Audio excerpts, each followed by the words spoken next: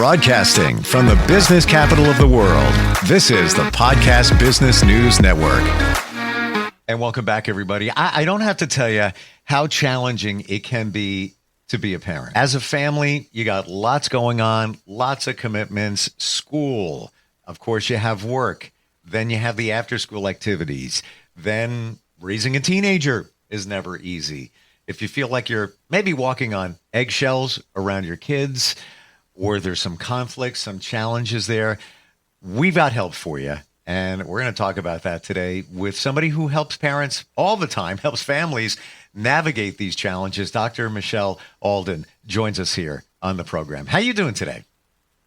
I'm doing great. Thanks for having me on. Oh, wonderful to have you here. And as a parent, I can relate to all of this.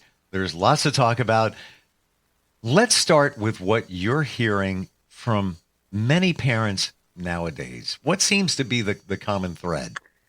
I think that, and I work with parents that have kids with a lot of different challenges. And so it's not your neurotypical kids usually. Sometimes it is, but usually there's ADHD, autism, just neurodiversity. So that's kind of my field. And so sometimes I think, oh, everybody is like this, or everybody's struggling with this. But I know that maybe not everybody, but one of the common threads that I see with a lot of parents across the board is just the power. Like, a lot of parents don't feel very empowered to parent today.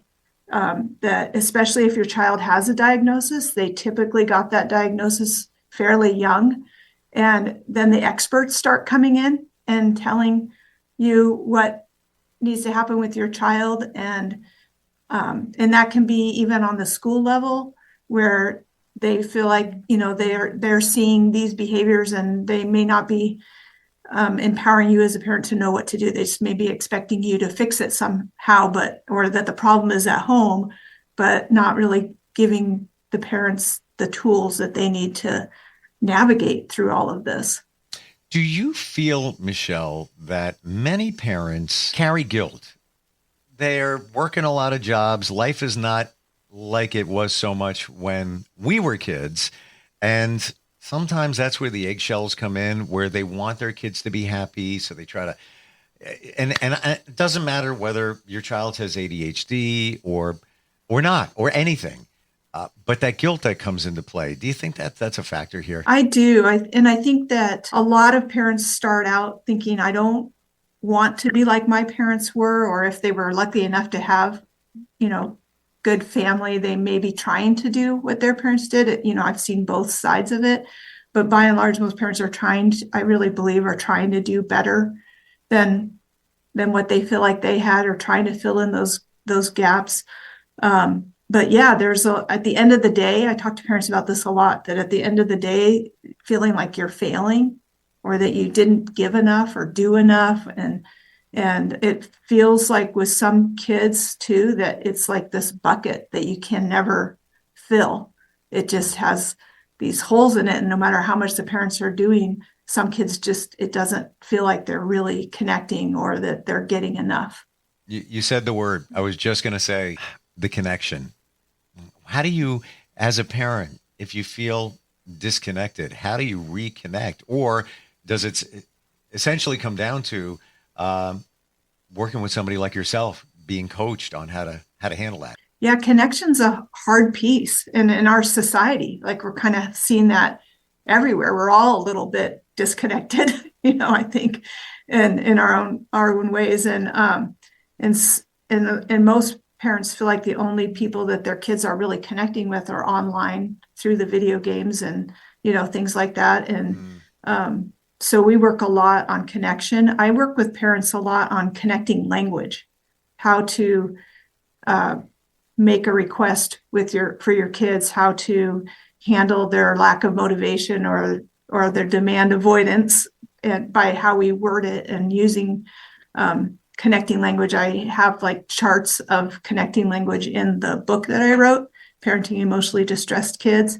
And so that I tell parents, make copies of it, put it up everywhere. So as you start to change your social language and how you're cueing, it starts to build better. It sets it up for better connections. Totally get it. And I remember 2 years ago, like a typical parent, your kid comes home from school. You want to engage. Most parents say, well, how was your day? Well, what do you think you're going to get back from that? Fine. And those kind of questions where it's just a one-word answer. I was that parent. Somebody whispered in my ear to switch it around. And I said to my daughter, what's it like? What does it feel like to have the most beautiful hair of any girl on the planet? Right away. Oh, well, I used a different conditioner today and I did this and I did that and that. And but I won't take credit for that. Somebody suggested that, but it's changing that language. And you would be that somebody to whisper in our ear how we can refocus it. What a difference it makes. But as a parent, we're in the trenches, if you will. It's hard to figure that stuff out when you're at that point, right? Oh, yeah. And I found that, even with everything I knew and was telling other parents, there were times I wish I had me in my corner whispering and telling me, what to say or what to do. And some of that is also just giving parents permission to take a step back, and just, we don't have to have an answer to every why question right now, or pausing, or just moving in closer, but not having to say anything. Just the power of our presence is undervalued, I think. Well, you are the parent. We can't forget that. Maybe sometimes we do. And then you have some parents that try to be the best friend of their child. And invariably, it's not going to go well. You're not, you have to strike that balance of parent of friend. Have you dealt with that working with parents? Somewhat. And I think that sometimes parents feel a loss, of like they maybe feel like they were connected more when the kids were little. And then as children move into the teen years, I think there's a loss sometimes in the relationship, and parents feel it. And then they're trying to recreate more of that connection through coming alongside as a friend more. And I encourage parents to be more of a guide and a coach, because I also work with a lot of kids that have a lot of anxiety, and a lot of parents that have a lot of anxiety. And one way that we help ease the anxiety is somebody needs to be in charge. And the kids need you as a parent to be in charge. And it doesn't have to be demanding, authoritative, I'm in charge and you better listen to me. But it's having a plan and knowing what we're going to do today, and having some boundaries. Wait, are you reading my mind? How are you doing that? Because I'm thinking of the word boundaries, just like the word connection before, and you said boundaries. And yes, like we as parents, we forget that our kids need them, whether they like it or not. They need that structure. How did this begin for you, Michelle? Your journey to helping parents? Yeah, so I think that my journey really started as a child. I was adopted when I was 6.5 years old, and into a great family. But I think just knowing like some of the attachment things from that end of things, and how difficult that was for me growing up, and even into adulthood, just kind of I loved being a parent because I had this opportunity to kind of do all the things that I wished I would have had as far as connection and stuff. But I started reading parenting books when I was about 12 years old. My mom had a bunch of parenting books. I was fascinated with like how families are supposed to work and parenting. And I knew that I wanted to work with challenging kids from a pretty young age. And then as I started working with kids, I saw more and more that I really wanted to work in the home with parents and help them to know what to do. That it was great that I could have this rapport with the kids as a counselor or as a youth leader, but I wanted the parents to experience that too. And I found that with my kids, using some of the same things I tell parents to do. I had a kid ask me, I was at a workshop and they said, well, did it work? And I was like, what do you mean? Like, they said, well, did it work with your kids? And I really feel like it did. We have some of our issues and problems and things that we're still working through, as we all are as people. But I enjoyed being a parent, and I don't feel like I lost the joy of family, even in the hard things that we went through. I want other people to experience that. When you were 12 and you found that the stack of books, you cracked the code. Were you looking at it as a child, a tween, if you will, getting insight on how mom operates, or you were just fascinated about how the mind works? So I was, in my family, I was the oldest and I was adopted. And then my parents had two more children, their biological children. And so I think some of it came from like watching how they were parented, and especially in their early years when I didn't have that, so I have not a ton of memories, but pretty good memories from before adoption and after, and just seeing, like, in my mind, I think there was some of that, like, I think this could be better. I think they could do better. But I wasn't in a position where I was, and maybe some of it was just the time period. Like, I didn't know any other kids that were telling their parents what to do the way that I see now. But I was just kind of absorbing it and thinking about, like, well, when I have kids, I want to do it like this. And I think that was one of the biggest keys, was instead of just saying, I don't want to do what my mom did, or I was like really able to apply those things that I was learning. And that's kind of part of what I do now, is like, I work with a lot of parents that are very well resourced and read parenting books and go to workshops. And especially in the adoption field, there's a lot of resources, but it's helping them apply that knowledge in the situations when they're happening. And that's the most challenging, right? For our kids and for us. What about discipline? What's your suggestion there? And it's a very talk about walking on eggshells. How do you deal with that? Yeah. Now, how much time do we have? Maybe that's another podcast. I don't know. Yeah. I can kind of give you a little bit of an overview. I'm really there's the pendulum that kind of swings sometimes from very authoritative to very permissive, and my goal was to try to stay more in the middle of that, where we have structure and we have definitely people that are in charge of the family and know what's going on, but then at the same time, wanting the kids to be part of that and yet not be totally permissive. And so I feel like the best way that I can explain what needs to happen in discipline is it really has to be cause and effect a lot more. So it's kind of like love and logic, except that most of the kids I work with, their logic skills are not really readily available. But it is more based on, like, if this happens, then this is what's going to happen, and it tying into what's happening. For example, if a child makes a mess, rather than saying, well, your room is messy, so now you're going to get your phone taken away, and there's not the same connection there. It's more of like, we're gonna stay here and work on this until it's cleaned up, and then we're gonna go do such and such. And a lot of parents will struggle with that at first, like, well, where's the punishment or where's the discipline? It's like, in getting from where we are to where we want to be, that's the process in which we're learning, rather than looking at, like, we got to where we wanted to be and now we're going to punish you for being where you were. So. It seems like it's really about understanding. There's a reason why your kid is not cleaning up their room. There's got to be a reason other than just defiance.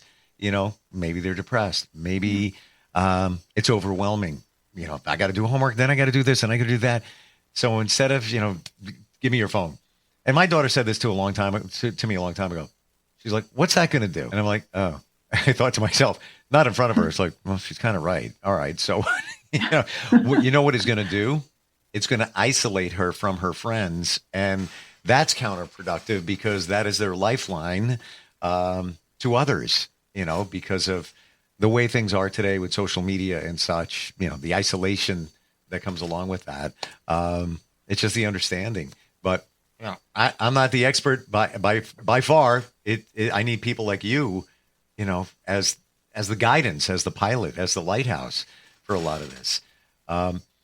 When you're dealing with families that have a child that has ADHD or, some of the other challenges that many of them face, how does that change everything here? I think that it gives us information.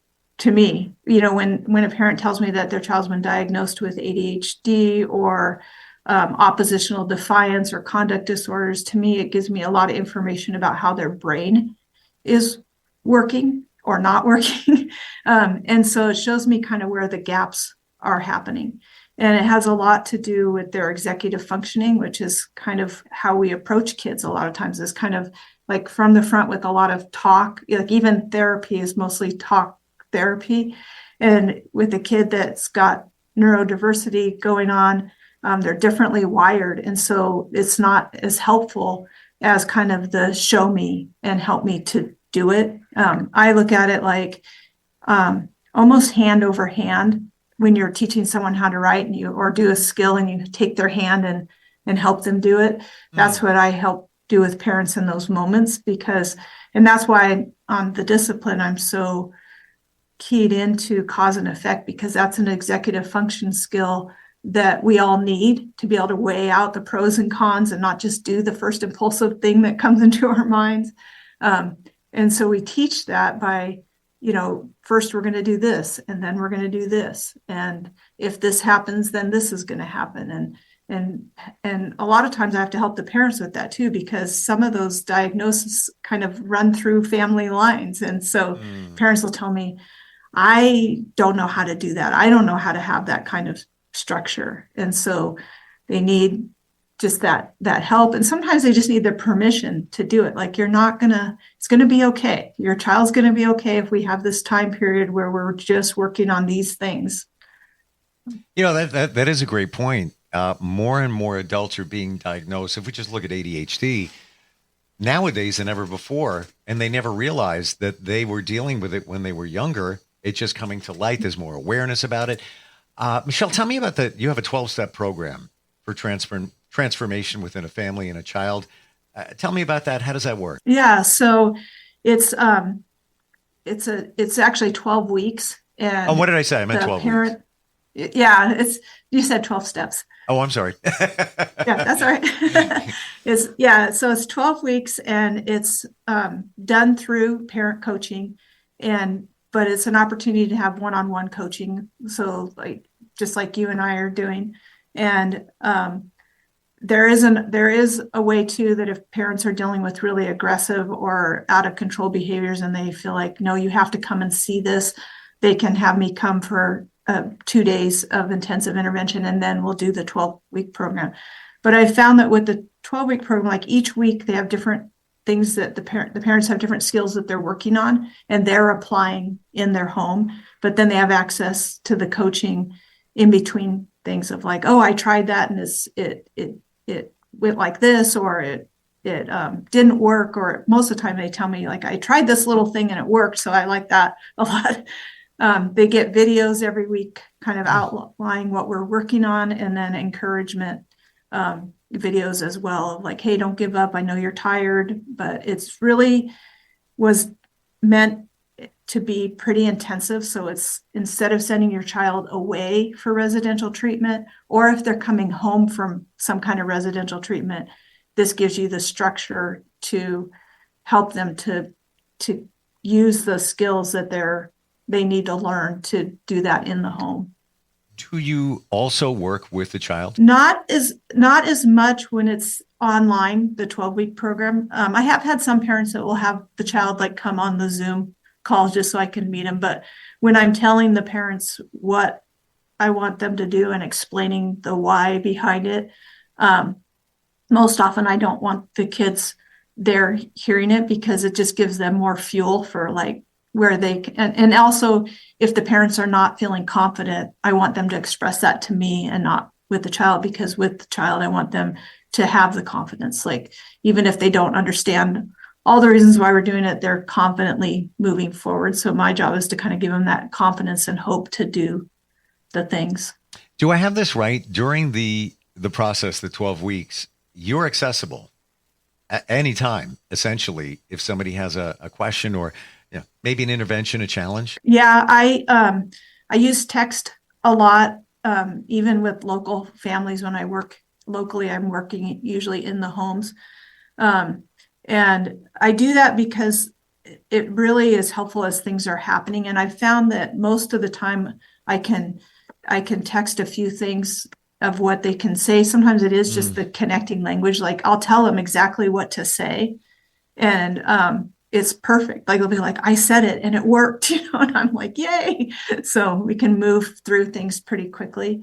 It's interesting because it's available, but most people don't use that aspect really that much. I think, they have the skills they're learning, and so they can try it, but it is really helpful in those really intense moments. So. It's nice to know you have a safety net. It's almost like having a friend where, call your lifeline if you get into a jam, if you will.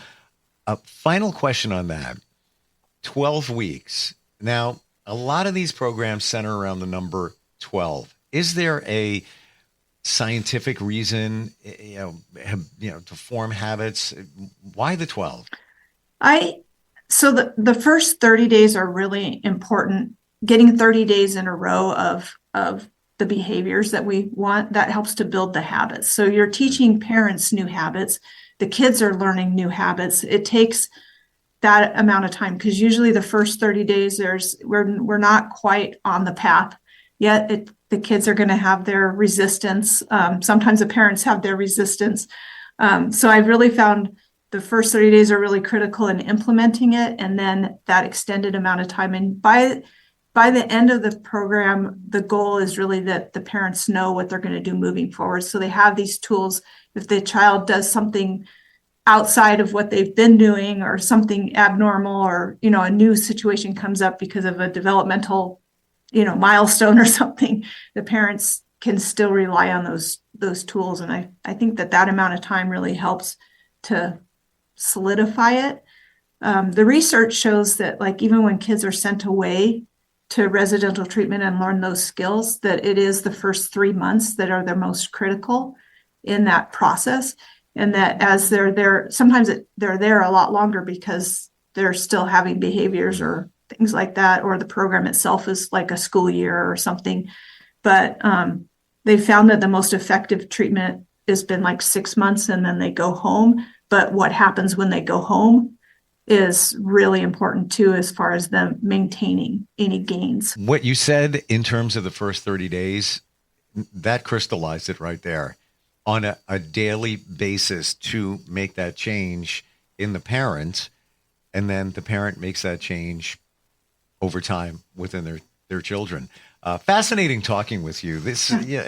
And I had no idea that part of your specialty is children or families going through challenges like ADHD and others. Had no idea. So I'm glad we got together today. How do we find you, Michelle? So I have a YouTube channel called Parenting Challenging Kids.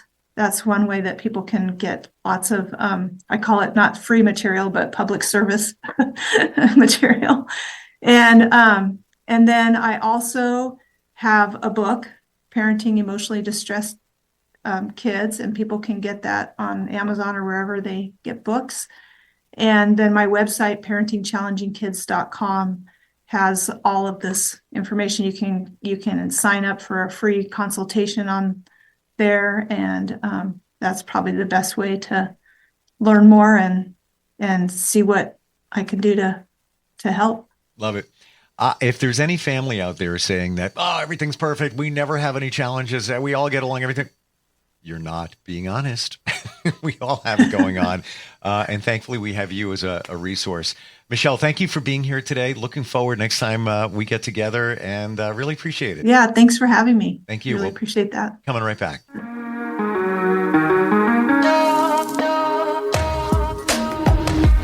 Broadcasting from the business capital of the world, this is the Podcast Business News Network. Adopt US Kids presents Multiple Choice Parenting. Your daughter just had her first breakup. Do you A, put yourself in her shoes? How could he do this to you? And for Sheila, she has split ends. B, console her? Oh, sweetie, this is going to happen a lot. 4, maybe 5 more times before you get married. C. Take charge. Got to get this all straightened out. Give a little talking to, man to man, mano a mano. Hey, Steve! Is now a good time? No? Okay, no problem. Bye. Or D. Help her find a new boyfriend. I know a great place to meet boys. The internet. Nice, single boys. Never mind. How about some ice cream? As a parent, there are no perfect answers. But you don't have to be perfect to be a perfect parent. Thousands of teens in foster care will love you just the same. For more information on how you can adopt, visit adoptuskids.org. A public service announcement from the U.S. Department of Health and Human Services, Adopt U.S. Kids, and the Ad Council.